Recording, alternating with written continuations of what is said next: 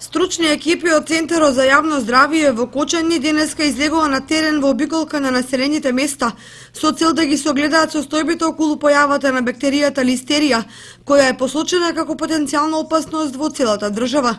Од контактите со стручните здравствени работници дознавме дека откако ќе се скенира состојбата во населените места, веќе во текот на утрешниот ден ќе бидат соопштени резултатите.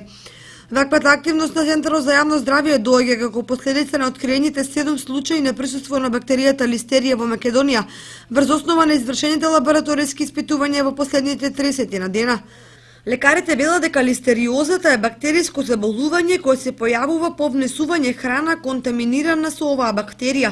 Најлесно се појавува кај месото и преработките од месо, непастеризирано млеко и млечни производи, несоодветно избиено овошје и зеленчук, чадена риба и слично.